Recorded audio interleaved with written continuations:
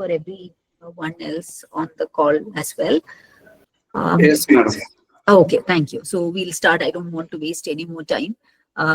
So yeah, so the whole idea of, so I was just listening to the conversation between Shafiq sir and Ansar sir now. So I understand that there's a lot of activities happening in TKM Engineering College, and the idea is to sensitize the students about intellectual property rights, so that we generate, obviously, because a lot of research is happening in universities and educational institutions. So I assume the whole idea of having the session is to sensitize the students about intellectual property rights, with the idea of bringing in more and more inventions and IP being generated out of the organization. So with that in mind, I would like to start the presentation, where my task will be to give you an overview of the different aspects of intellectual property rights, so that by the end of the session, I hope you will have a very clear idea about what each intellectual property right is, and you also should be able to distinguish between them, understand, and kind of identify as to what is the IP that you have generated, or what is the kind of protection that is available for your intellectual property right. I'm sure all of you must have listened to a lot of these sessions. But the whole idea is to, understand and be able to realize and recognize what is the IP that you have generated, so that you can go for a protection for the same, and what is the advantage that you get out of this protection. We can move on to the next slide, please. So this is just a quick introduction about my firm. I represent Putran and Associates. I am a partner there. Our mission itself is to inspire, enable, and protect innovation. Next slide, please. So we have, we were established in 2004. We have 4 offices. Chennai is where the head office is, where we started the operations. We have offices in Bangalore, Trivandrum, and Cochin. I currently sit in the Bangalore office of the firm, and I'm in charge of both the Kerala and the Bangalore operations of the firm. And we believe in absolutely and total ethical legal practice. I'm a lawyer by profession. I specialize in intellectual property rights. We have a very strong client base, which we have built from our practice since 2004. The whole idea of, and we take a lot of these sessions, interactive sessions and seminars and all of that, with the idea of enabling organizations, not just organizations, education institutions, universities, into enabling them to innovate and also file patents or trademarks or whatever protection is available for those intellectual property rights. We have local presence in almost all of the states in South India. We also have a strong network of law firms across the world, which help us protect intellectual property rights, register patents, trademarks, copyrights, and all intellectual property rights across the globe. Yeah, let's move on to the next slide, please. So that was just a quick intro about our firm. Now coming to what exactly is intellectual property right. I'm sure this is something that you've heard over and over again multiple times. Intellectual property right, just like how you talk about real property or real estate or a piece of land, intellectual property is also a property. Just like what the word means, it is also a property. The only difference between intellectual property and real property is that intellectual property is a creation of mind. The other property, like a chair or a table or your land or your house, is something that is tangible property. But intellectual property rights is an intangible asset. And as far as businesses are concerned, it is something that can generate value for you.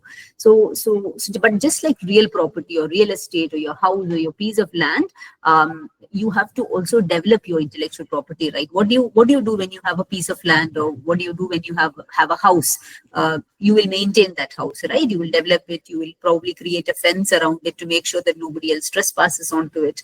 You will maintain it well so that maybe you can lease it out and get money out of that lease. So just like that, just like how you maintain your real estate or your real property, your intellectual property also has to be maintained, it has to be developed, it has to be protected so that it can realize value for you. Otherwise, it is just a piece of paper, it doesn't realize value for you. So to realize value, intellectual property also has to be protected and maintained.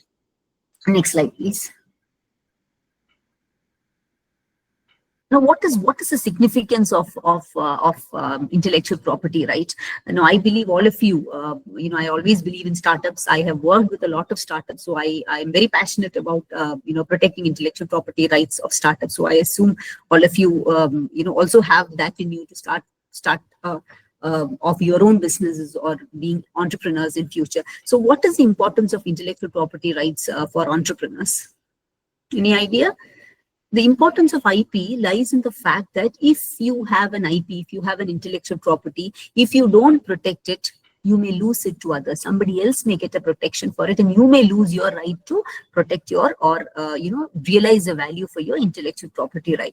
Another important factor that you need to be aware in terms of using intellectual property right is that you may be unknowingly, when you're running a business, you may be unknowingly infringing somebody else's intellectual property right. So it is very important, which can land you in court cases or litigations or whatever. So it's always important that you are not only aware of your intellectual property right, but you're also aware of others' intellectual property right, so that you don't enter into a potential infringement. And as as lawyers, we always say that ignorance of law is not an excuse. If you do not know the law, that's not an excuse. So you should always be aware of the laws that protect intellectual property rights. Next slide, please. Okay, so it's very important. So given this background, it is very important that any business, be it a business or even if it's for a university or a college where intellectual property is being generated, it is very important that you invest your time and your effort in protecting your intellectual property. And as far as businesses are concerned, the more and more you protect your intellectual property right, the more protected your intellectual property portfolio is, it makes it attractive to investors, and also it gives you a credibility as well as competitive advantage over your competitors in the market or your peers in the market. So all these makes it very important that you take proactive steps to protect your ideas and intellectual property as soon as they are generated. So the fact that you have an because any intellectual property always starts from an idea. So the fact that you have an idea in mind does not necessarily help you. If you have an idea in mind, the idea has to be translated into something that is of value, and that has to be protected. Only if it is proactively protected will it generate value for you. Next slide, please. So now let's quickly look at what are the different types of intellectual property rights. Now there are different types of intellectual property rights. We will quickly discuss all these in detail, and then we will have an interactive session after that also. So these are the different kinds of intellectual property rights: trademarks, industrial designs, patents, copyrights, geographical indications, and trade secrets. Next slide, please.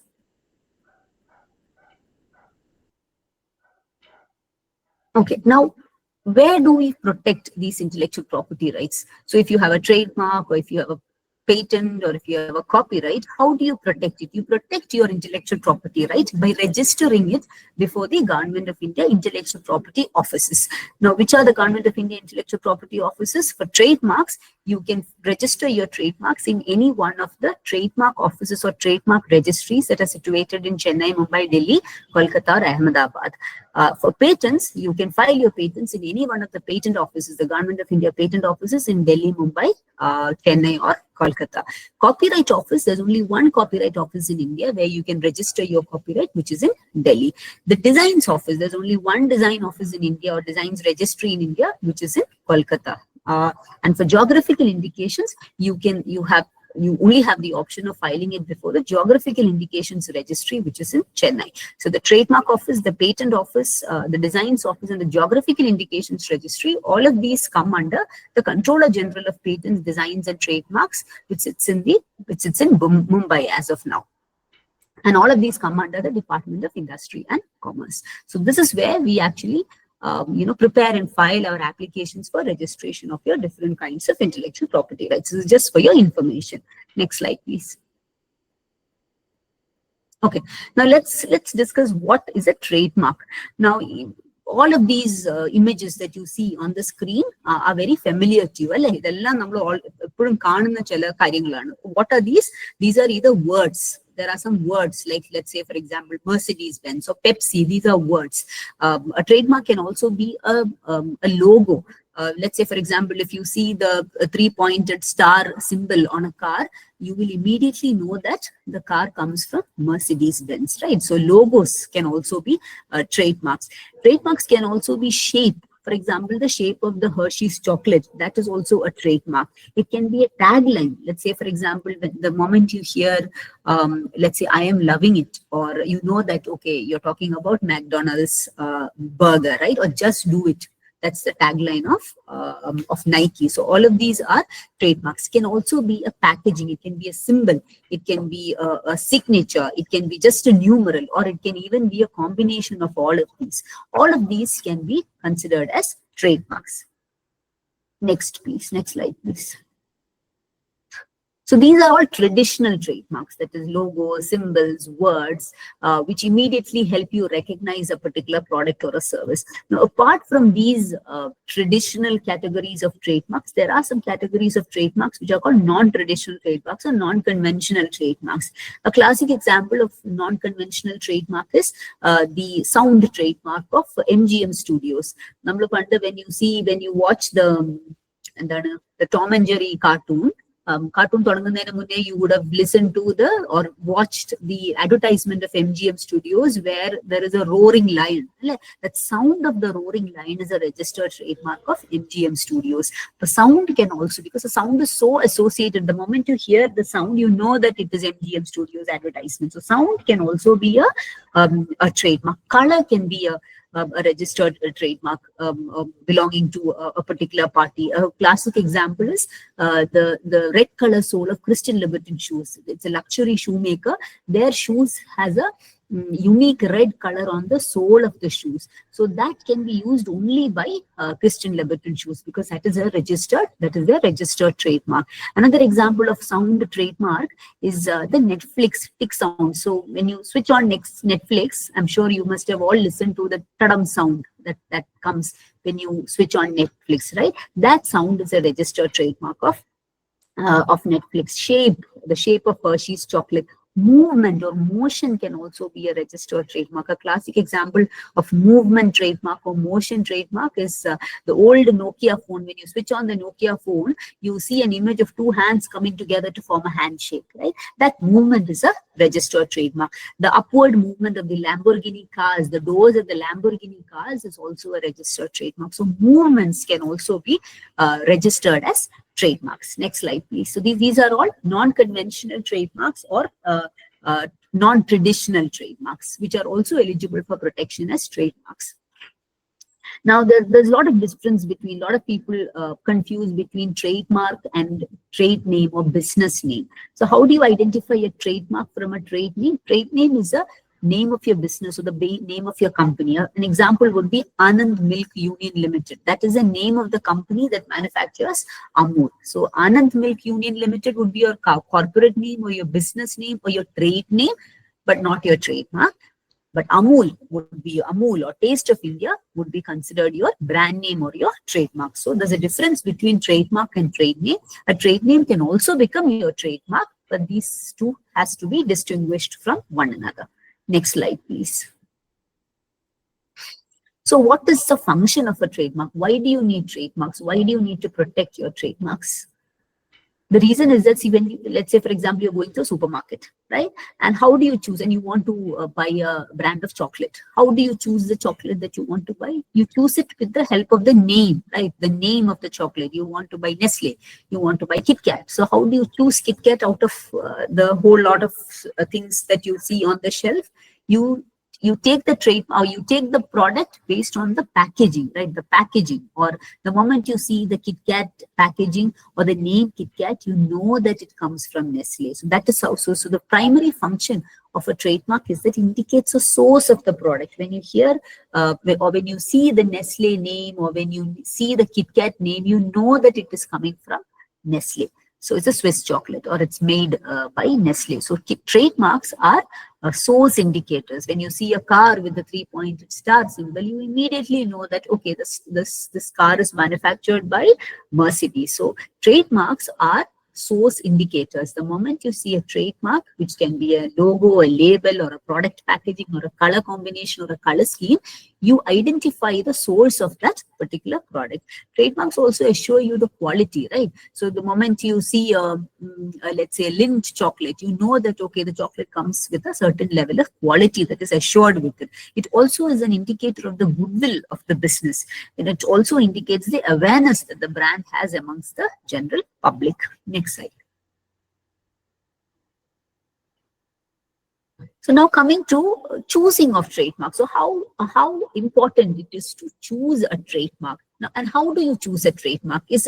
Are all trademarks eligible for protection? No. So when you choose a trademark for your business, whether it is for your product or your service, you have to be very careful. You know, not all trademarks are eligible for protection, or not all trademarks are eligible for registration. So when you choose a trademark, also you need to be very careful. There are certain parameters that you need to be aware of when you're choosing a trademark for your business. So here is a distinctiveness spectrum that you can see on the screen, which will help you identify or choose the right kind of trademark. So on the right-hand side of the spectrum, that is towards the right-hand side, you will see trademarks that are fanciful. Fanciful trademarks in the trademarks that are coined words or invented words, which do not have a dictionary meaning. Those type of trademarks are considered highly distinctive and eligible for the maximum level of protection.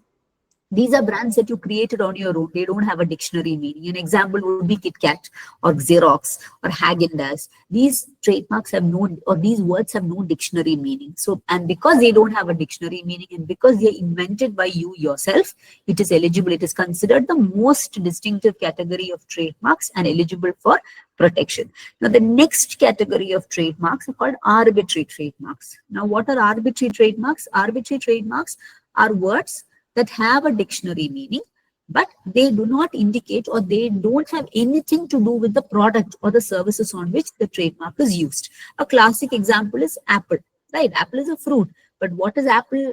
The brand name of Apple is a brand for mobile phones and computers, right? So, which has absolutely no connection. So, Apple as a fruit has no link to mobiles or computers. So, those kinds of trademarks are called arbitrary trademarks, which have a dictionary meaning, but they have nothing to do with the product or the service on which it is used. So, that kind of trademark, those kind of trademarks are also eligible for registration and eligible for protection. Now, the third category of trademarks is called suggestive trademarks. Suggestive trademarks are trademarks which suggest, which are not directly describing, which do not directly indicate the nature of the product. But when you hear the product, you know that, okay, this could be something like this. An example I would say would be Ujala, right? Ujala, when you hear the word Ujala, you might think that, okay, this could be something that, that is a whitening preparation, or that would make things white or whiter, or it could be a bleach related, something related to bleach because it says Ujala. So those are suggestive trademarks. The trademark may suggest the nature of the product. The last two categories of trademarks are brands that you should ideally avoid from choosing for your business.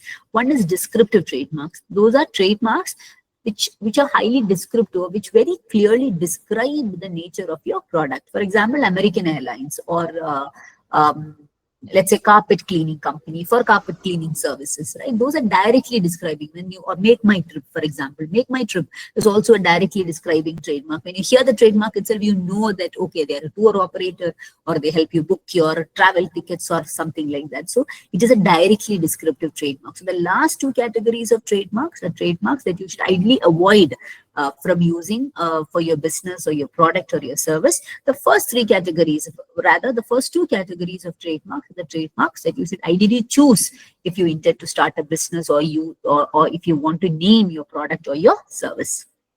Next slide, please. So now that you have chosen a trademark, you know how to choose your trademark, and you have chosen a good name for your business. What do you do next? You need to find out if that particular trademark that you have chosen is already, in use by someone, or is it already registered by somebody else. So it's very important that you first do a trademark search. a search in the records of the Indian Trademark Office to see whether your trademark is eligible for registration or your trademark is already taken by somebody else, already applied for registration, already registered by somebody else. So this is an exercise that can be undertaken, that can be done to make sure it not only helps you get a registration, it also makes sure that you are not infringing on somebody else's rights, right? Let's say, for example, you choose a very catchy name, but what if the trademark is already registered by somebody else? Then the moment you launch the product, you may be issued with a legal notice saying that you're infringing on somebody else's rights. So it's very important that you do a proper trademark search to make sure that your trademark or the brand name that you have chosen is not already registered or not already applied for registration by somebody else. And once you clear the trademark search, the next step is you file an application. And where do you file the application? Like I said earlier, in one of the 5 trademark offices in India. Now, if you are in South India, if the applicant is anywhere in South India, then the appropriate jurisdiction is with the Chennai Trademark Office. So you file an application with the Chennai Trademark Office.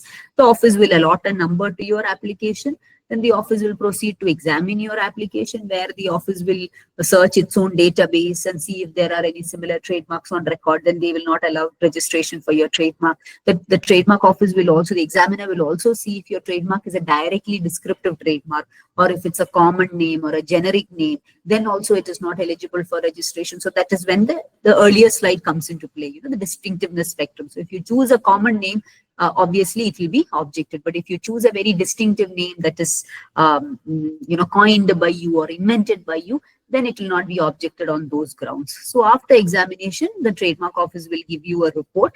If the report is clear, then your trademark will proceed to publication. Publication in an official gazette called the Trademarks Journal. Now, if it is objected, the objections are sustained, then there will be a hearing. Your lawyer will attend the hearing on your behalf. And after hearing, if it is an acceptance order, it will be published in the official gazette called the Trademarks Journal. If it is not accepted, then there will be a refusal order. Your application will be refused to registration. So if accepted, your trademark will be published, and then the idea of publishing trademarks is to basically let third parties know, or the public know, that okay, somebody has applied for registration of this trademark, so that if the public has an objection, if the public has a concern with that mark proceeding to registration, the public will have an opportunity to file an opposition against that trademark registration. And if there are no opposition only, your trademark will proceed to registration. So this is the process for registering a trademark in India. Next slide, please. So I'm sure all of you must have seen this marking, right? On certain products, you will see TM. On certain products, you will, certain packaging, you may see the R inside a circle symbol. What do these indicate? R inside a circle indicates that it is a registered trademark. Somebody has applied for and got registration for that trademark. The owner, rather, has applied for and got a registration for that trademark. So you can use the R inside the circle symbol only if your trademark is a registered trademark. If it's not registered, you cannot use that symbol. And if it's pending registration, or if it is unregistered, you can use the TM symbol. The TM symbol only indicates that it is my trademark, that is all, or it's the owner's trademark. It does not refer, it does not mean that it is a registered trademark. And what is the validity of a registered trademark? If you manage to get a registration for your trademark, your protection is valid for 10 years. And the 10 years starts from the date of registration or date of filing of your application. And every 10th year, you can keep renewing the registration for the next 10 years. Which means that you can hold perpetual rights in a trademark. 10th year renew, you can hold rights in a trademark perpetually. That is how it is different from the other intellectual property rights. Trademark rights are perpetual. You can keep renewing and you can keep owning the registration of your trademark for a long period of time. And trademark registrations are territorial. And what do you mean by territorial? Territorial means that your protection is limited to the territory where it is registered. So if you register in India, your trademark is protected only within India. If you want to protect your trademark in a foreign country, you have to register your trademark in that country. Next slide, please. ഇനി എന്താണ് remedy? What is a remedy? What is the advantage of registering a trademark? If you have a registered trademark, if somebody else misuses your trademark, you have an option for filing a civil suit for infringement and claim damages and injunction against the person who is misusing or violating your registered trademark, right?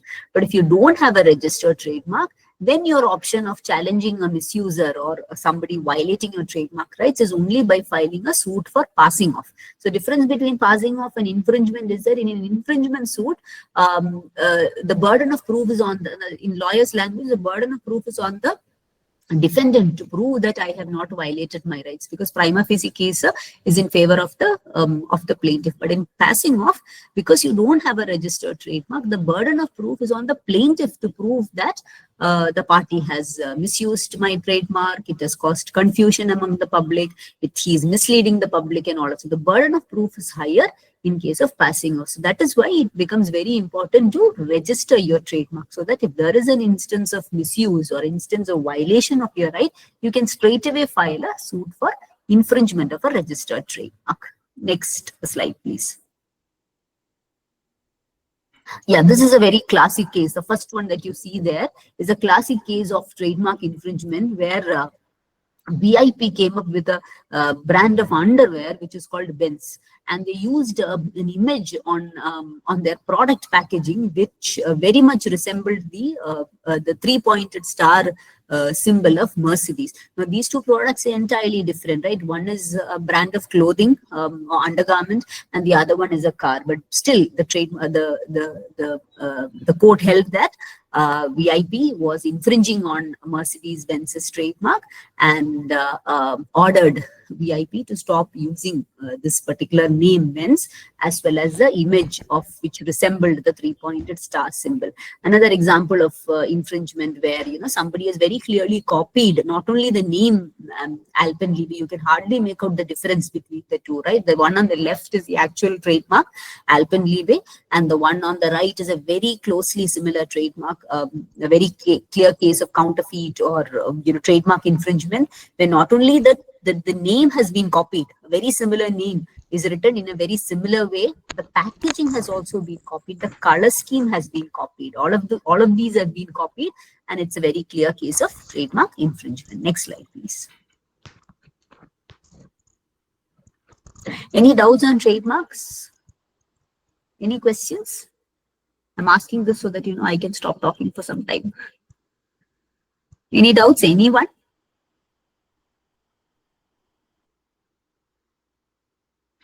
Sheila?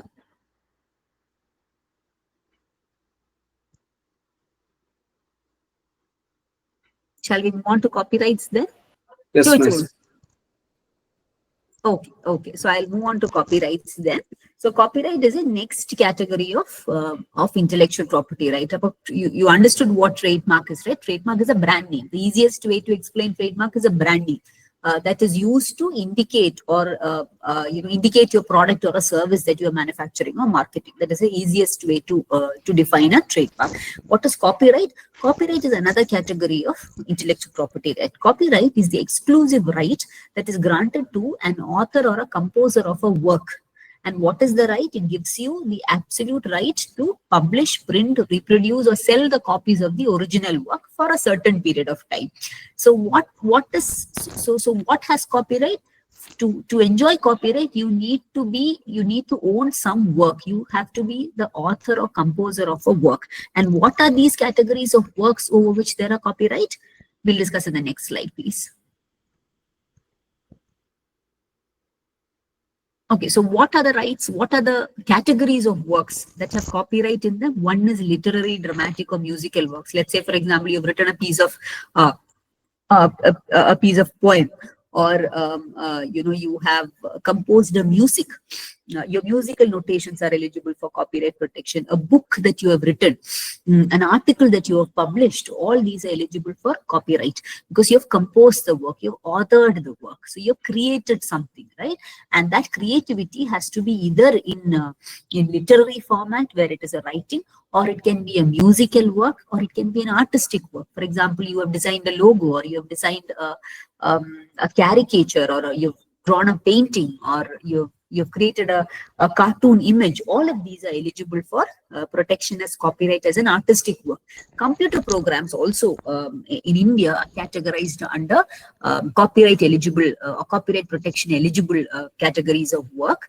Computer programs per se, for example, just the coding or just the algorithms are categorized as copyright eligible works in India. Cinematographic works are also eligible for protection under copyright. Sound recording. So if you when you're listening to a song, the sound recording of that song is also eligible for protection as copyrights. So these are categories of works that are eligible for protection as copyrights. Now, what is the difference between copyright and the other intellectual property rights is that copyright is a sui generis right. Sui generis right means a right that is automatically created. You don't need to register your trade, register your copyright to get protection for a copyright, because copyright is automatically created. The moment your idea, copyright also starts with an idea, right? So the moment your idea is transferred or copied into a tangible medium.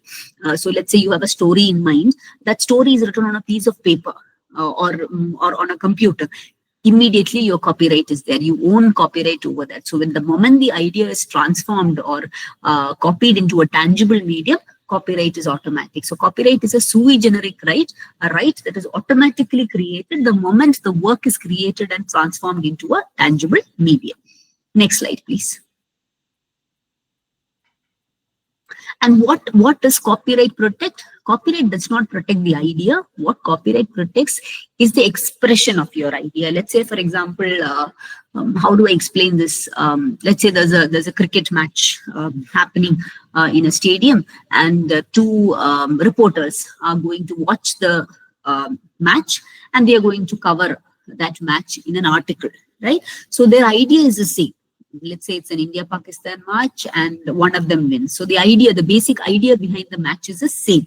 But what they write is the expression of their idea. What they write or what they bring out into the paper, on a piece of paper, is their expression of idea. So each will have their own copyright over the expression of their idea. You cannot say that one is a copy of the other. So what copyright protects or prevents is copying somebody else's content, right? So if I use my own, so the two reporters are covering the same event, and as long as one is not a copy of the other, each person's original content, original writing will be eligible for copyright protection. The underlying idea is the same, right? But what they express it, the way they express it is different, because it is each one's originality or original content, and each one of them is eligible for protection as a copyright. So the fundamental aspect of copyright protection is that your work should be original. It should not be a copy of the other. It need not be new. It only needs to be original. It has to be your original work. And so what is protected is the author's original creative expression that is protected, not the idea behind his expression, the actual creative expression of the author. So that is why we always say that there's no copyright in an idea. There's no protection for an idea. When the idea transforms into something, some product or a process or or let's say a book or a poem, then it becomes eligible for protection. So if it's a literary content, your idea becomes eligible for copyright. If it's a musical work that is created out of your idea, then also it is eligible for protection as copyright. Next slide, please.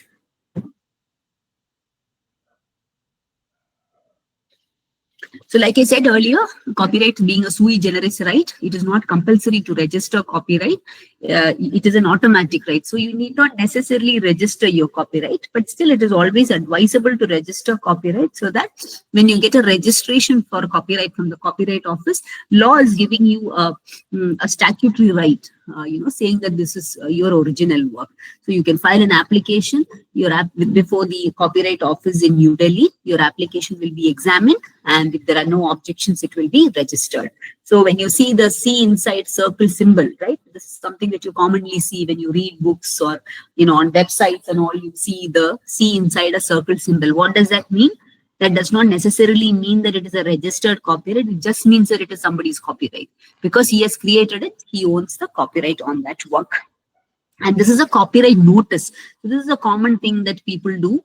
People put copyright notices because, if you don't register your copyright, how do you indicate to the public that it is my copyright or this is my work and nobody can copy it? So it is by giving a copyright notice. So even if your work is not registered also, you can put the copyright notice on your works, which is, just copyright C inside a circle with a date and all rights reserved, just to indicate that this belongs to me, the copyright belongs to me, and I am the author of this particular work. Next slide, please. And what is the validity of a copyright? What was the validity of a trademark? Trademark registration is valid for 10 years, right? And it can be perpetually renewed. What about copyright? Copyright, the validity depends on either the date of publication or the date of death of the author. So if it's an original literary, dramatic, musical work or an artistic work, the validity of copyright is 60 years from the date of death of the author. So this has nothing to do with the registration, the date of registration. So irrespective of whether you register your copyright or not registered, the validity of a copyright is 60 years. For literary works, musical works and artistic works is 60 years from the date of death of the author. And what about other categories of works like cinematographic films, photographs, etc.? It is 60 years from the date on which it is published. And what are the remedies? If somebody misuses your or copies your work, you can file a civil suit for injunction against the party, or copyright infringement is also a criminal offense. So a criminal case can also be filed against somebody who is infringing your copyright. And to file a suit for copyright infringement, unlike trademark, you don't need to register your copyright. Even if it is an unregistered copyright also, you can initiate a suit for copyright infringement. Next slide, please. Okay, now the next category of intellectual property, right, which is design. Now, what is the difference between a design and a patent? That also is something that we will discuss now. Design is an intellectual property right for the external shape or configuration or some eye-appealing aesthetic feature of an article, which is new. So that shape or configuration or the feature of the article should be something that is absolutely new, and it should be a part of that article. So let's say, for example, you've designed a new chair, and the features or the shape of the chair is very unique, very different from what is already existing in the market. Then you're eligible for protection as of your design, protection of the shape of your chair as a design, and you can register your design so that nobody else can use the same design for a chair. Next slide, please. So what are the categories of designs that are eligible for design registration? Any article, the design of any article. It can be the shape of a car, it can be the design of a chair, a tube light or a bulb, some design on a tile, anything, any article whose shape is new can be registered as a design. Next slide, please. And what is the criteria for design?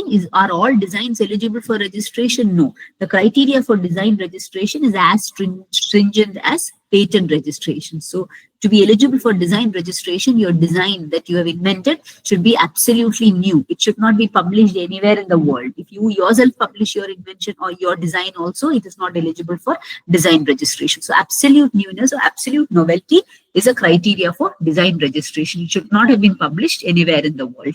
And it should be applied by an industrial process. And your shape, what is protected is not the function of the design. What is protected is only the shape or the eye-appealing features of that particular design, not the function. So if you have designed a product and the functional aspect of it is not covered by design, only the shape of that article is covered by design registration. If the shape is new, if the configuration or the shape of that particular article is new and not disclosed anywhere to the public, anywhere in the world, then you're eligible for design registration.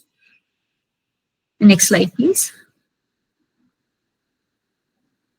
And how do you register designs and where do you file it? As discussed earlier, we can file design applications for registration of your design before the designs office, which is in Calcutta. There's only one designs office, which is in Calcutta, where you can file your application and get a registration for your design. So you file an application the designs office will examine the application. They have to be convinced that your design is not published anywhere. They'll check their database and everything. And if your design is absolutely new and novel, then they will issue a registration certificate. And what is the validity of a registered design? The registered design is valid only for 10 years and which can be renewed for a further period of 5 years. After that, your registered design goes into public domain, which means anybody can use it. So it is a limited time period. So like copyright, design registration has a limited time period for protection. Your protection is the maximum amount of protection time period that you can, you're eligible for protection is only 15 years, after which anyone can use a design. But within that 15 years, you will get the exclusive right to use that, apply that design to the product for which it is registered. Next slide, please. Now coming to the next type of intellectual property right, that is patent. Now what is a patent? Patent is intellectual property right for invention. So if you have an invention, so as opposed to a design or a shape or an artistic work or a literary work, patent is or a brand name or a logo. A patent is the intellectual property right for an invention. So if you invent something, and if that invention is eligible for registration as a patent, you can apply and get a registration for a patent, registration as a patent for your invention. And what do you get by getting a patent for an invention? You get the absolute monopolistic right to use that particular invention. Nobody else can misuse or can use that invention if you have a patent for it. And it is a statutory right. So unlike copyright or trademark, patent is a statutory right. And what do you mean by statutory right? The statutory right is a right that is granted by law, which means your patent or your invention is a patent, can be called a patent or is protected only if you get a grant for it, or only if it is registered. So an unregistered patent has no protection. If you don't file it also, there is no protection. So a patent is protected only when there is a granted patent, only when there is an invention is protected, only when there is a patent granted to it. Until a patent is granted, there is absolutely no protection for a patent. Trademark trademark and copyright unregistered we have rights, right? But patent for patents and designs, you're eligible for protection only if there is a patent granted or a design registered for that particular article. And like trademarks and designs, patent is also a territorial right. So your protection is limited to the territory where your patent is filed and registered. So if your patent is filed and your invention is filed as a patent and registered in India, your protection or your exclusive rights or your monopolistic rights are limited to the territory of India. Next slide, please.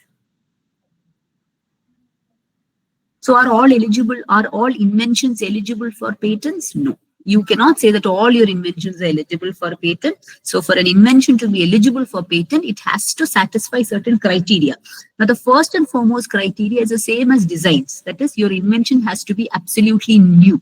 That is, the invention should not be disclosed anywhere in the world by anyone. So if you yourself disclose it to the public also, your invention will not be eligible for patent. So your application will have to be filed before you publish the invention. So if you're working on something, working on a product or a device which has a functionality which is new, which you think is eligible for a patent, I would always recommend that you approach your faculty or your seniors or KCST for an opinion or for a legal opinion as to whether this is eligible for protection as a patent. And if it is eligible for protection as a patent or a design, always make an application for registration of the design or a patent and only then publish your invention. Because if you publish your invention or your design, then you're not eligible for getting a registration as a patent or a design. So publication can be done only after your application is filed. At least your patent has to be filed before you publish your invention. The reason is that absolute novelty or newness is the criteria for patent eligibility for patent. So if you publish your invention at the time of examination of your patent, if the patent examiner finds out that before the date of your application you have published your invention, he can discard or he can refuse the registration of your patent on ground that it is not a new invention, it is not new or novel as on the date of filing the application.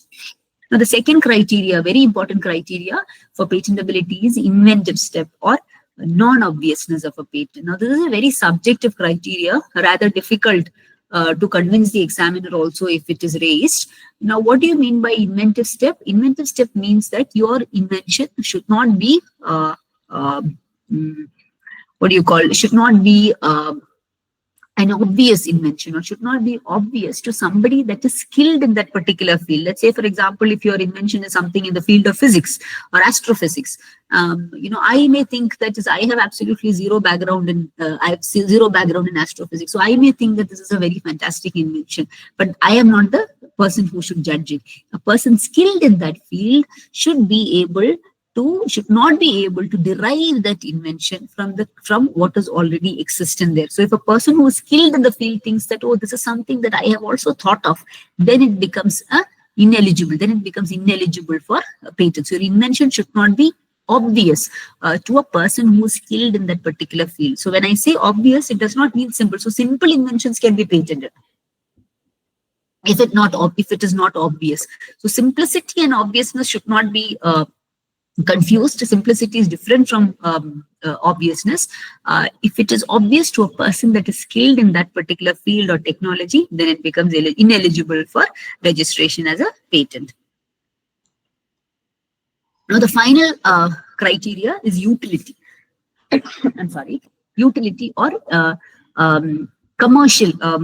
industrial applicability of your invention. So your invention to be eligible for a patent should have some utility, some use in commerce, or some industrial applicability. Only then will it be eligible for a patent or grant as a patent.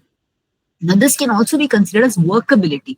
So when you file a workability of an invention, now what happens when you file a patent application? How do you file a patent application? Everything is in paper. You don't have the opportunity to take your invention. Let's say if your invention is a machine, or a rocket, let's say, for example, you don't have an option to take the prototype of the product or the machine or the rocket to the examiner and show him that this will work, right? So how do you prove that it will work? You have to, your invention or your description of your invention should be very clear. The description of the invention should be so clear that by just reading it and looking at the figures, the examiner should be convinced that it will work the way you claim it will work. Right? So that is very important. So utility or workability of your invention is also very important. It is very important that you're able to convince the examiner that your invention will work the way you claim it will work. So drafting, which is why drafting of patent specifications is very important, because you cannot just give a technical write-up and submit it to the patent office and think that it will be eligible for patent protection. You should be able to convince the examiner just by reading that paper or your figures and everything, or your process flow and everything, that the invention will work and give the desired results that you claim in the application. Next slide, please.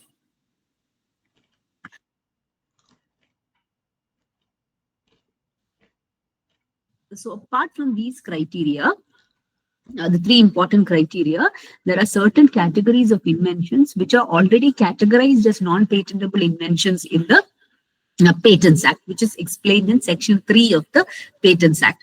I don't think I'll go into details of all these sections, because I believe these will be covered in the sessions on patents that are taken in the coming 2 days. Correct me if I am wrong, Shafiq sir.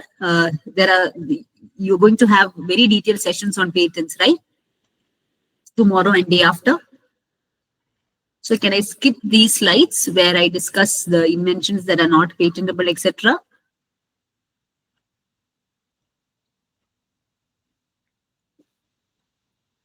Yeah, I can move on to the next slide, please.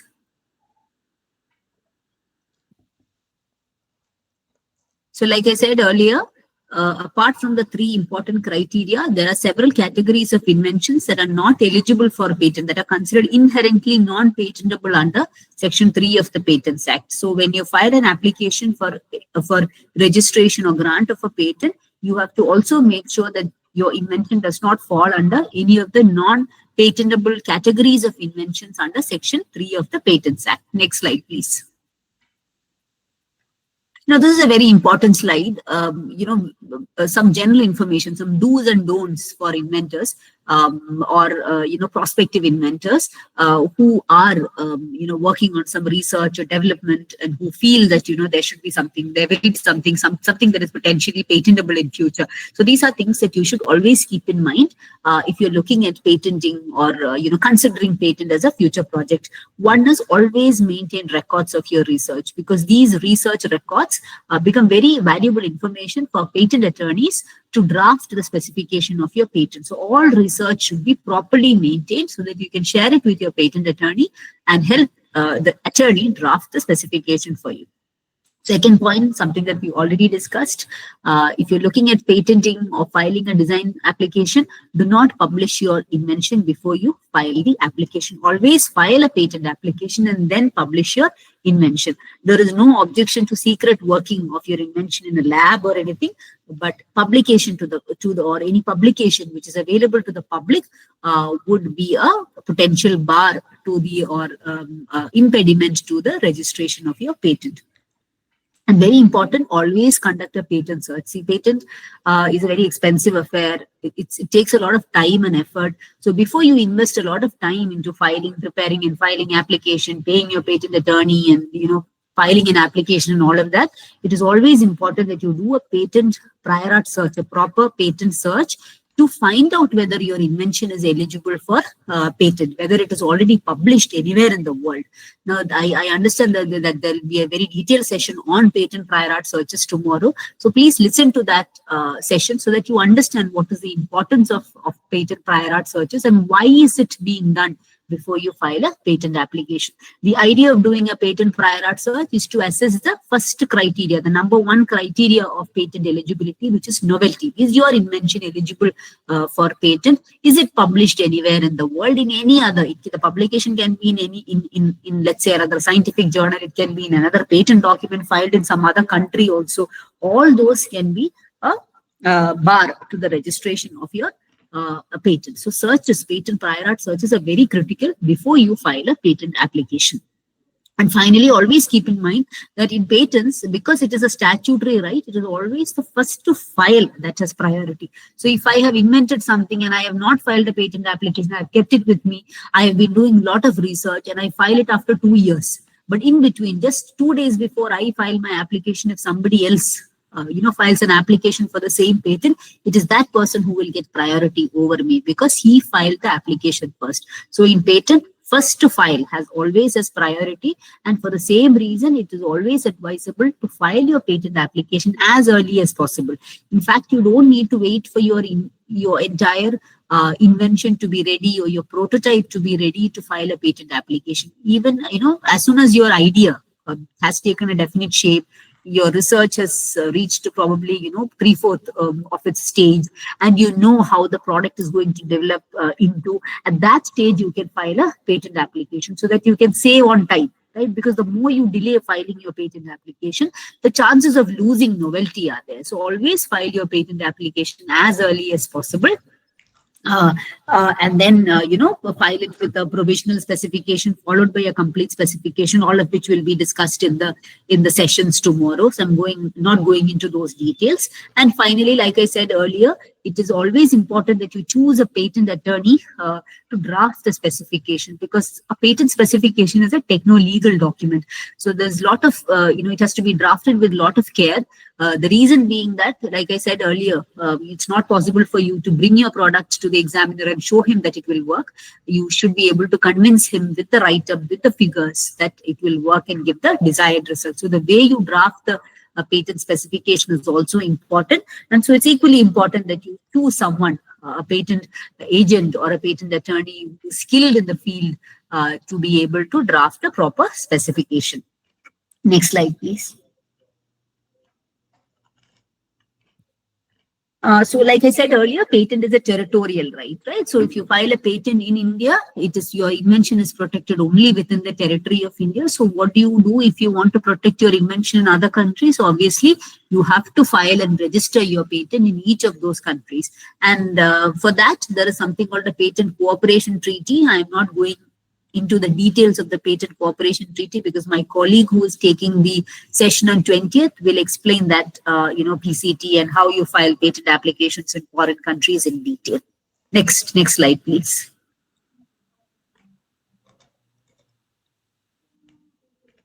So the next category, so I hope you have got an idea of what patents are.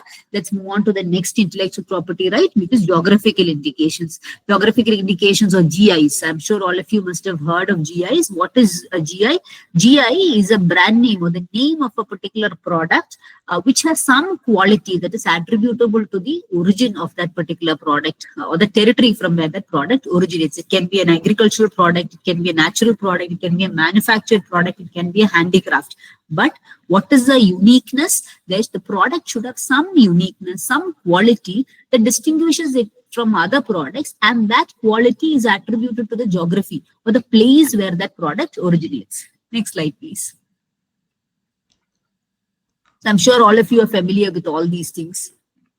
Classic examples of geographical indications: champagne or Scotch whiskey.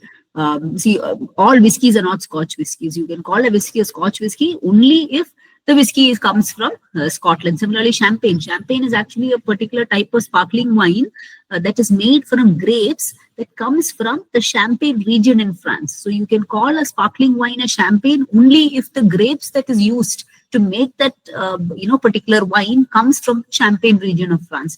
And because and the grapes have certain qualities that is attributable to that particular region. Pashmina, for example. Pashmina is a very soft wool that is taken from the undercoat of a particular variety of goat or sheep that is seen only in the high altitudes of Leh Ladakh region in Kashmir. So it is that particular temperature, the altitude of that region that gives the wool a certain characteristics which is attributable to the particular product it is made into. So Kashmir Pashmina, Kanjipuram silk, as far as Namada Kerala is concerned, Vazhakulam pineapple, Marayur Sharkara, all these are examples of GI products or products that are GI tagged registered GIs, where the products have some uniqueness or some quality that is attributable or that is because of the geography or because of the place from where that originates. Next slide, please. And what is GIs? Just like other GIs, just like the other intellectual property right, GIs can also be registered, right? But who can own a GI? GI cannot be owned by a company. For example, a patent can be owned by a company or an individual, but GI is not a individualistic right. GI is a community right. So GI can be owned only by the community or the group of people that manufactures or produces that article. So, and what is the importance or what is the advantage of getting a GI registered? When a GI is registered, as consumers, we are ensured that you don't get fake products on the market, right? So when I go to a supermarket and I buy Marayur Sharkara, I know that it is manufactured or it is made in Marayur. It comes from that particular region. So it protects consumers from fake products. It also protects the interests of producers, actual producers by preventing counterfeits and unfair competition.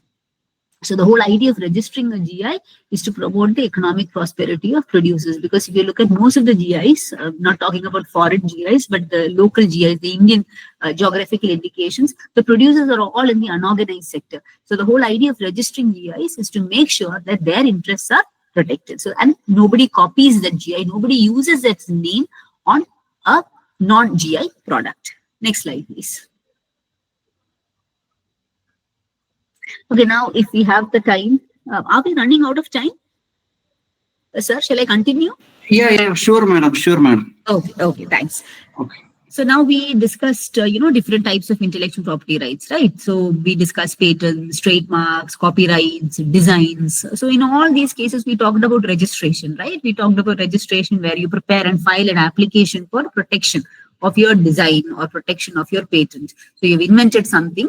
You have to disclose it to the government so as to get a protection for it, right? Now, let's say, for example, you have invented something, but you don't want to disclose it. Let's say, for example, it is a recipe. It is some very critical information that you don't want public to know. You want to keep it a secret. How do you protect it? You can protect it as a trade secret. What is so trade secret basically is any information that you want to use in business, but you don't want to disclose it. You want to keep it a secret from others. right? But if you want to protect it as a patent or a copyright or a design, you have to publish it. You have to give it to the government, right? But if you don't want to do that, the only option to protect it is by registering it as a trade secret. Now, is there an option to register a trade secret? No, there is no protection. There is no law that will protect you or that will help you register a trade secret and make sure that the secrecy is maintained. No. The only way you can protect your secrecy or protect your trade secret is by making sure that you take all the necessary steps to keep it a trade secret. So what happens if somebody misuses your trade secrets? You have to always make sure that if you have to disclose your confidential information or your trade secret to somebody else, always disclose it under a confidentiality agreement, so that if he misuses that information, you can at least file a case for breach of agreement. Otherwise, there is no provision to register a trade secret. It is not registrable. It is a secret as long as you keep it a secret. Next slide, please. And how do companies maintain confidentiality? Are you aware of any trade secrets? Anything that you can think of trade secrets? Google's algorithm is a search algorithm is a trade secret. Another example of trade secret is Coca-Cola's recipe was a trade secret, not anymore. Another example of trade secret is the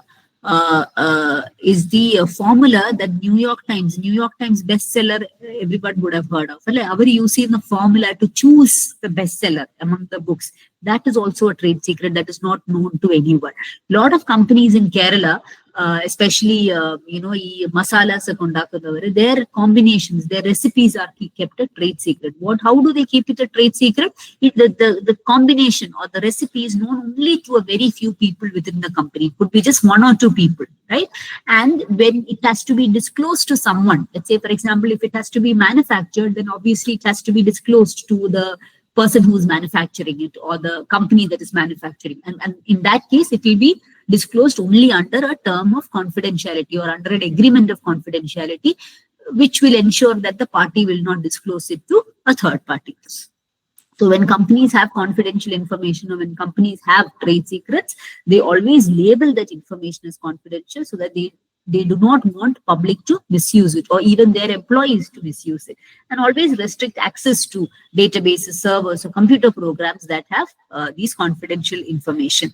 And companies also educate their employees to make sure that they don't divulge these confidential information. And obviously, anyone who is privy to or anyone who has knowledge or to whom a confidential information is disclosed to will always have to sign a non-disclosure agreement. So these are ways that companies protect their trade secrets. So as you can see, these are all measures that we ourselves will have to take to protect our trade secrets. There's no law particularly to register or protect your trade secrets. Next slide, please. Next slide, please.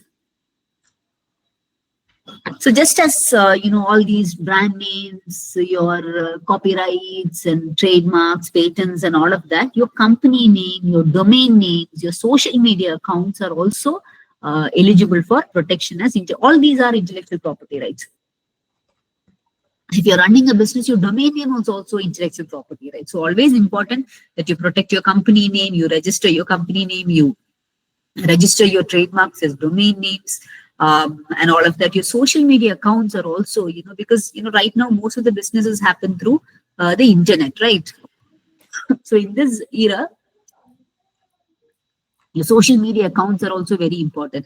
And a word of caution, always make sure that, when you use social media accounts to distribute any content, make sure that you don't source it from another website or another, because that may amount to infringement. There are a lot of cases as a lawyer. We attend to a lot of cases where, somebody has used content from someone else's website and used it onto their website. And, they have been issued with legal notices because those content on a third-party website could be copyright protected. So whether you're using your social media accounts or whether you're using your domain name or your company name, always be aware of third-party rights also, because as much as these are, your social media accounts or your internet domain names, your company names are your intellectual property rights, you should always be careful of not infringing a third party's intellectual property rights by using these intellectual property IP rights. Next slide, please.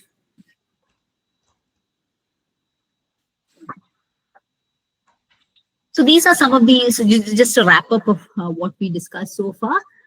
These are some of the, in my experiences, the things that I have observed, as an IP practitioner for almost 19 years now. Common mistakes that, IP owners make is, one is they don't have a clear cut strategy to protect IP. See, IP is time bound. First of all, IP rights are time bound. IP rights are territorial. So if you're looking at building a portfolio of your intellectual property rights, you need to have a very clear strategy in mind. You need to be able to identify your IP, make sure that you protect them, take timely steps to protect them, make sure that you are not infringing on third-party intellectual property rights, and make sure that you renew your intellectual property rights on time. So a clear strategy is very important. As far as large businesses, small businesses, or even for universities that have a lot of, colleges that have a lot of intellectual property rights being generated, that strategy is very important. It has to be a proper strategy to create and implement the protection of your intellectual property right. The second important thing that we note is that you ignore the standard IP practices, because, as this is mostly in terms of businesses, they're always in a hurry to launch their product, find investors and all of that.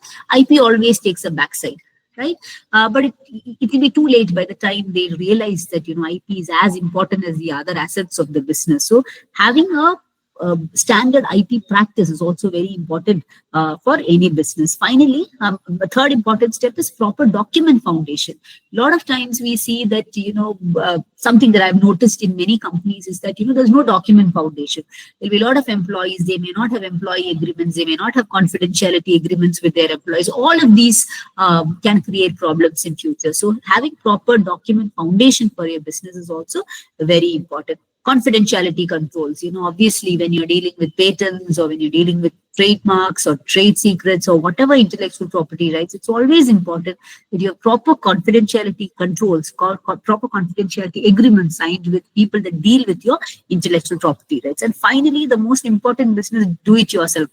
The DIY approach to intellectual property rights. A lot of people still think that, I can file a patent on my own. I can do it, the do-it-yourself approach to IP. I will never advise filing, yes, it is something that can be tried. Search is something that can be done. But when it comes to drafting of patent specifications, of preparing design applications, choosing the right trademarks, searching for trademarks, searching for patents, searching for designs and all of that, always take, help or take advice from a legal practitioner or somebody who's specialized in the field, so that you can start from the beginning. You can make sure that the strategy is very clear, and that you take proper steps to protect your intellectual property rights. Next slide, please. I think we've reached the end. Yeah, I think we've reached the end of the presentation. If you have any questions, please feel free to ask.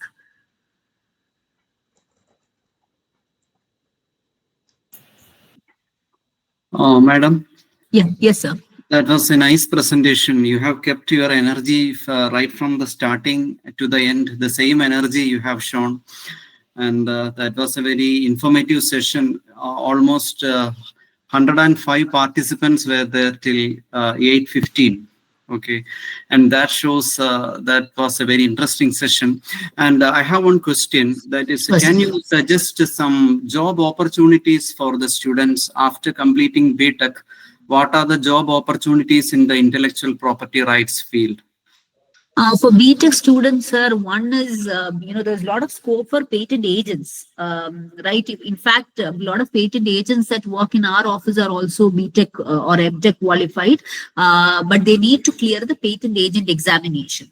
So what they can do is, after their BTech, if they're interested in drafting, if they're interested in research and all of that, they can prepare for the patent agent examination. I would also advise taking a course. I mean, there are IITs, I think IIT Kharagpur offers courses for patent attorneys. That is one option that you have. Otherwise, just prepare for the patent agent examinations, because patent agent is a very lucrative job. Law firms like us hire patent agents. The reason being that, see, I am a lawyer by profession. I don't have a science background. I am a I'm an LLM, so I don't have a science background, but I deal with patents. So how do I do that? I always we need technical people in our office. So we hire people with technical background, with the clearance of a patent agent examination, who will help us with drafting of specifications. So job opportunities for BTech graduates would definitely be as patent agents, but you need to clear the patent agent exams. Okay, thank you, ma'am. So now the floor is open for the questions. So please have your... If you can move on to the next slide, I have some questions. If you are not asking questions, I will ask questions. Okay. Okay. So here's a question for you. So we have discussed that all intellectual property rights originate from an idea, right? So somebody has developed these things. What do you think is the appropriate protection for all these? A computer game or a computer program. Which IP would apply to a computer program in India? Copyright. Exactly. Because in India, computer programs are categorized as literary works in the Copyright Act. Similarly, in Patents Act, Section 3 specifically excludes computer programs, computer games, or computer algorithms from patentability. So Patents Act specifically says that computer games, computer programs are not patentable, and Copyright Act lists computer algorithms and softwares as literary work under the Copyright Act. So one would be copyright. The second one, you design, you have a piece of furniture and you have created a new design for a piece of furniture or a chair. What would be the eligible protection for it?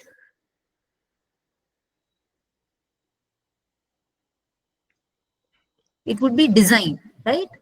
Because you have made a new design which is an eye-appealing or aesthetic feature of the article. It can be eligible for design registration. Okay, next question, next slide, please. Just 4 or 5 questions. Okay, this I'll quickly explain. I don't want you to sit and read the whole thing. So let's say a company called Q Enterprises. Okay. They are in hospitality business in India since 1999. Their trademark is Key Residency, but they have no registration. They did not take a registration for Residency as a trademark. Another company in London, which was founded only in 2005, expanded their restaurant chain and they started a Key restaurant in India. And they filed a trademark application in 2021. So my question is, can Q Enterprises initiate trademark infringement proceeding against the London company when they launched the restaurant by the same name in India? And why?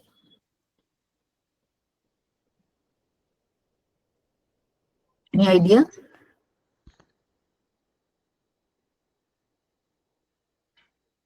The answer is that the Indian company cannot initiate infringement proceeding against the London company because they don't have a trademark registration. Even if they have been using this brand in India since 1999, they cannot initiate infringement proceeding because the trademark is not registered in India. The first to file the trademark is a London company. So infringement proceedings cannot be initiated, but they can initiate passing off, a suit for passing off against the company, the London company. Next slide, please. Okay, so J.R.R. Tolkien is the author of Lord of the Rings. So he died in 1973. So can I make a translation of Lord of the Rings? Is there copyright protection for this book now?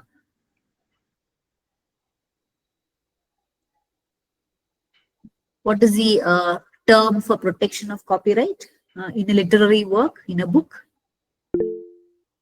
Yes, it is 60 years from the date of death of the author. So this is still covered under copyright because 60 years aayitillalo. So Lord of the Rings into copyright ippudu is with the legal heirs of the author. Next slide, please. Okay, a cloth manufacturer wants to launch as part of his new collection a series of plain t-shirts in different shades of colors. Can that be registered as industrial design? T-shirt, plain t-shirts, but in different shades of colors. Design eligibility or no? No, because Design is for the shape or configuration. Color nalla. Color na, there is no design registration for color. Color nammal display registration of the design is for the shape or configuration, not for the color. Next slide, please.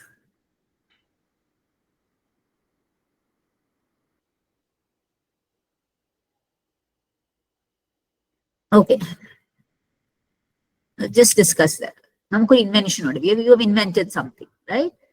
But to file a patent, obviously, you have to give a very detailed disclosure of your invention to the patent office. But you don't want to disclose that invention to anyone. So is there any other way to protect it? How do you protect it?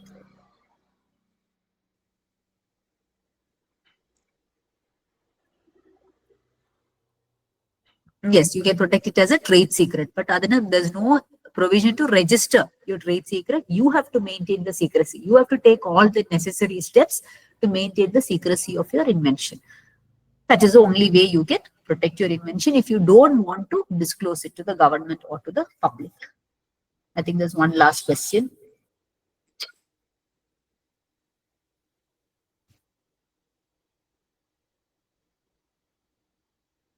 Yeah, again, almost like the first question. What are the IP protections for A, B, C, and D? A company wishes to ensure that no one else can use their logo.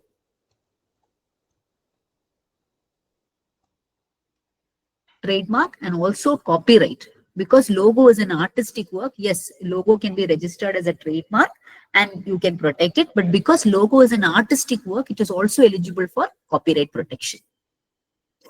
So a singer a singer has rendered a performance, right? And he has taken a video of his concert. So he wants to give that right to someone. What right would be covered by that? It is copyright, because a singer has got what is called a performer's right. Copyright in the category of right, a performer's right.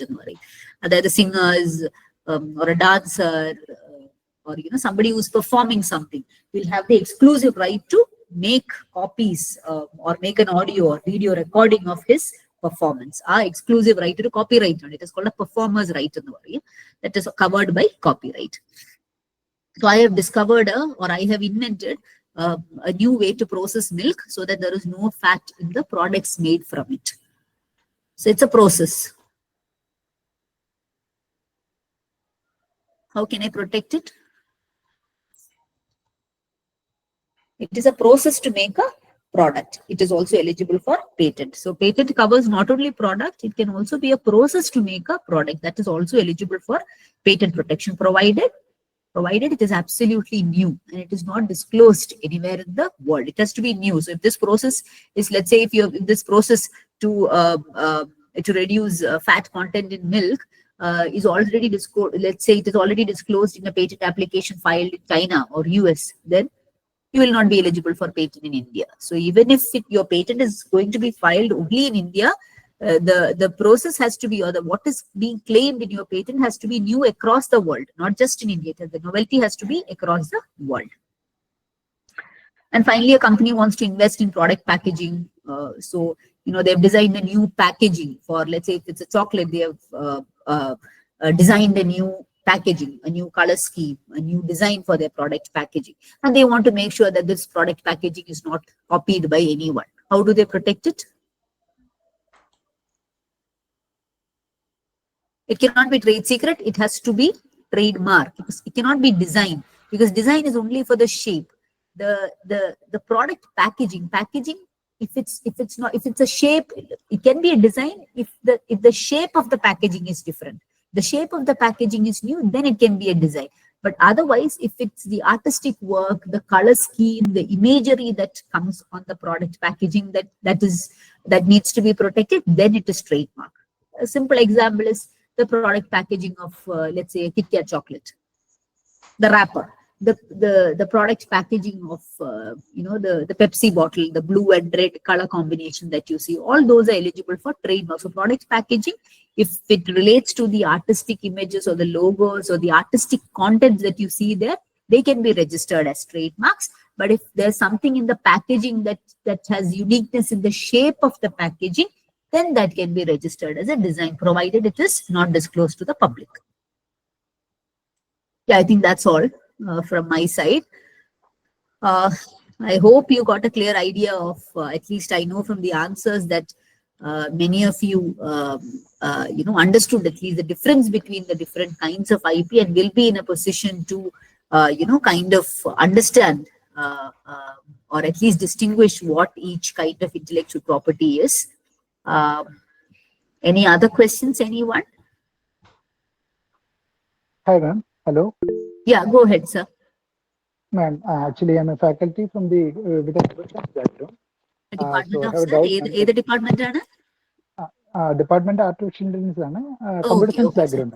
Okay, sir. പറഞ്ഞോളൂ. Ma'am, actually, ഒരു doubt. Normally, we write some algorithms in during our PhD work, right? അപ്പം നമ്മൾ ഈ ചെയ്യുന്ന PhD work, ഈ algorithms could be, is it നമുക്ക് അതിനകത്തൊരു copyright insurance കണ്ടിട്ടുണ്ട്, IPR എന്നൊക്കെ പറഞ്ഞിട്ട് ചിലർ ഫയൽ ചെയ്യുന്ന കണ്ടിട്ടുണ്ട്. അപ്പൊ അത് നമുക്ക് അങ്ങനെ ചെയ്യാൻ എന്തൊക്കെയാ സ്റ്റെപ്സ്? അതോ നമ്മളൊരു പേപ്പറിൽ പബ്ലിഷ് ചെയ്ത് കഴിഞ്ഞാൽ അങ്ങനെ നമുക്ക് പ്രൊസീഡ് ചെയ്യാൻ പറ്റത്തില്ല? എന്താണ് അതിന്റെ ഒരു കോപ്പിറൈറ്റ് ഫയൽ ചെയ്യാനായിട്ട് ഈ പബ്ലിക്കേഷനുമായിട്ട് ഒരു ബന്ധമില്ല. ബിക്കോസ് നിങ്ങൾ പബ്ലിഷ് ചെയ്ത ആൽഗോരിതം ആണെങ്കിലും you can apply for A copyright registration four N algorithm. Algorithm മാത്രമാണെങ്കിൽ അതിനൊരു പേറ്റന്റ് എലിജിബിലിറ്റി ഇല്ല.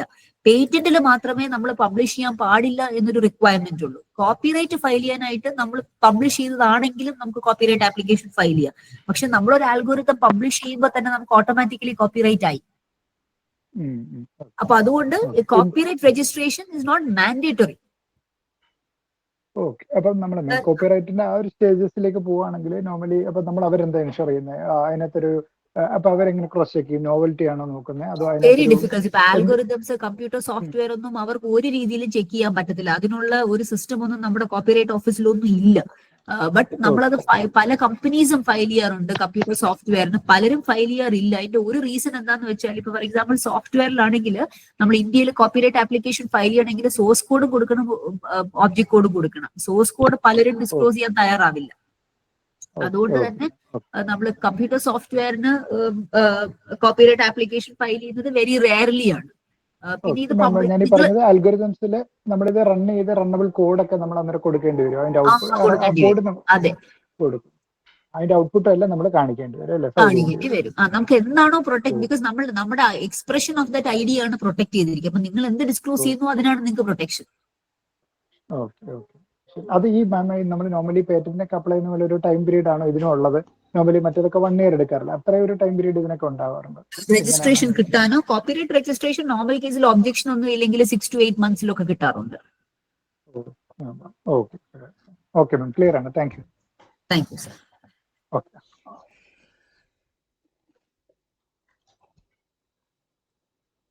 വേറെ ക്വസ്റ്റ്യൻസ് എന്തെങ്കിലും ഉണ്ടോ?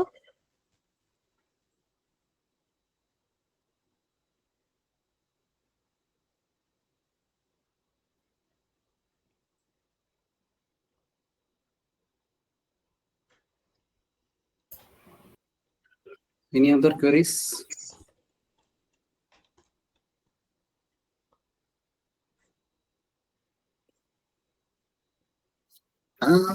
ചാറ്റിൽ ക്വസ്റ്റ്യൻസ് ആരെങ്കിലും ഇട്ടിട്ടുണ്ടോ? ഒരു ക്വസ്റ്റ്യൻ ചാറ്റിൽ വന്നിട്ടുണ്ട്. NFTസിന്റെ പ്രൊട്ടക്ഷൻ എന്ന് പറയുന്നത് ഇപ്പോഴും ഇന്ത്യയിൽ ഒരു ഗ്രേ ഏരിയ ആണ് കേട്ടോ. NFTസിന് ഇപ്പം NFT as long as it is ഒരു സോഫ്റ്റ്വെയർ ബേസ് ഉള്ളതാണെങ്കിൽ അതിനിപ്പോ കോപ്പിറൈറ്റ് പ്രൊട്ടക്ഷൻ മാത്രമേ ഉള്ളൂ. NFT ബേസ്ഡ് ആയിട്ടുള്ള പ്രോഡക്ട്സിന് വേണമെങ്കിൽ എന്തെങ്കിലും, പക്ഷെ ആർട്ടൊക്കെ ആണെങ്കിൽ only copyright protection is eligible. പക്ഷെ ഇന്ത്യയിലൊക്കെ ഇപ്പോഴും ഈ പറയുന്ന കൂട്ട് because of all these issues എന്താ പറയുക, പ്രൊട്ടക്ഷൻ എന്താണെന്നുള്ളത് ഒരു ഗ്രേ ഏരിയ തന്നെയാണ്.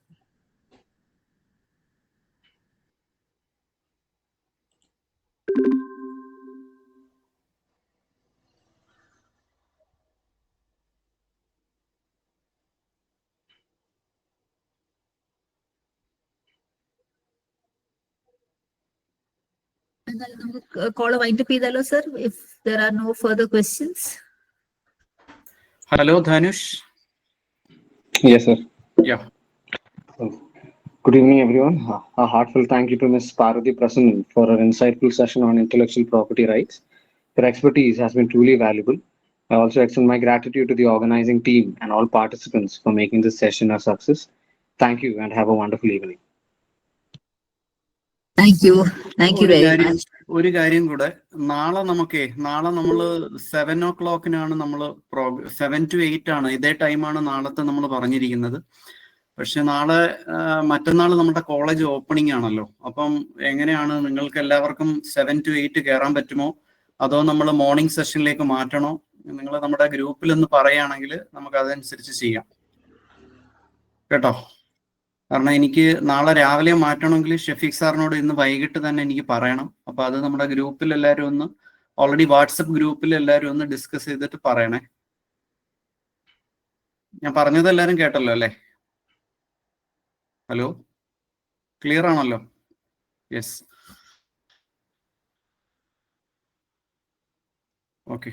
Okay. Thank you ma'am, thank you all.